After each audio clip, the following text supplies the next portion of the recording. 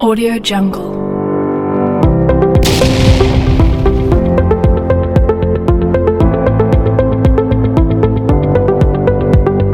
Audio Jungle.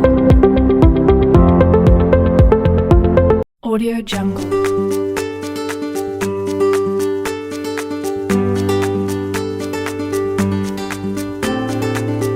Elektrokimia dalam kehidupan sehari-hari.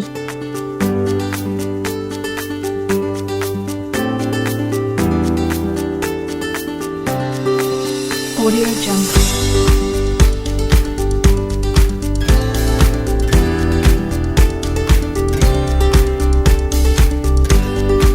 Audio Jungle.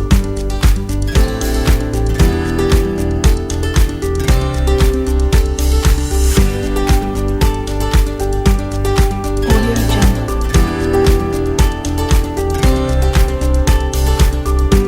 Elektrokimia merupakan bidang ilmu yang mempelajari hubungan antara energi listrik dan proses reaksi kimia. Elektrokimia dibagi menjadi dua kelompok, yaitu sel volta dan sel elektrolisis. Audio Jungle.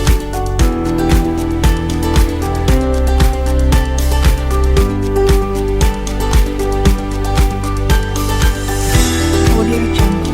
Sel volta atau sel galvanik adalah sel elektrokimia yang menghasilkan energi listrik secara spontan atau langsung dari reaksi kimia yang terjadi di dalam larutan kimia di sel tersebut. Contohnya sel volta adalah baterai listrik.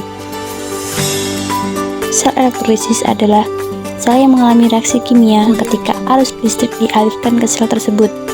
Contohnya sel elektrolisis adalah penguraian garam menjadi unsur pembentuknya, yaitu natrium dan klorin.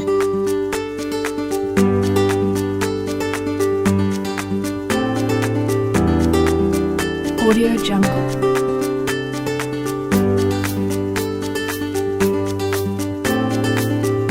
Sel volta dalam kehidupan sehari-hari. 1. Baterai kering, contohnya lampu, senter, radio, dan lain-lain. 2. Sel aki. 3. Sel perakoksidasi. 4. Sel nikel cadmium.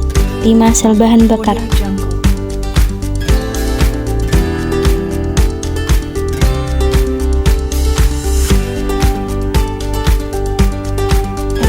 Sel elektrolisis dalam kehidupan sehari-hari.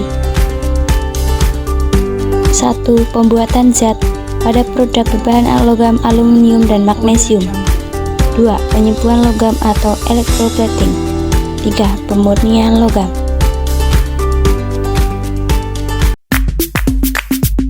Audio Jungle. Baik, selanjutnya kita masuk ke contoh-contohnya. Contoh yang pertama yaitu sel kering. Teman-teman pada tahu nggak sih apa itu sel kering? Jadi, sel kering atau yang sering kita sebut dengan baterai. Baterai ini sering digunakan pada alat elektronik, misalnya pada remote, pada jam tangan, dan lain sebagainya. Ketika suatu alat elektronik dimasukkan sebuah baterai, maka baterai ini akan meneruskan sensor sehingga dapat digunakan. Apabila alat elektronik ini tidak memiliki baterai atau tidak dipasang baterai, maka alat tersebut tidak dapat digunakan ya teman-teman. Baterai merupakan sel volta primer karena baterai tidak dapat diisi ulang. Dan apabila habis, maka tidak dapat digunakan dan harus diganti dengan yang baru. Seperti itu. Selanjutnya, untuk contoh baterai pada jam tangan. Pada jam tangan memiliki baterai yang sangat kecil. Nah, ini ya teman-teman. Baik, untuk contoh yang kedua yakni baterai perak oksida. Baterai perak oksida ini mempunyai ukuran yang kecil ya teman-teman. Dan baterai perak oksida ini biasanya digunakan pada jam tangan maupun kalkulator. Contoh baterai perak oksida yang sudah terpasang pada jam tangan. Nah, jadi ini baterainya. Baterai perak oksida ini termasuk sel volta primer karena bersifat sekali pakai dan tidak dapat diisi ulang. Jadi, apabila jam tangan teman-teman ini habis baterai, maka jam tangan tersebut harus diganti baterainya. Seperti itu.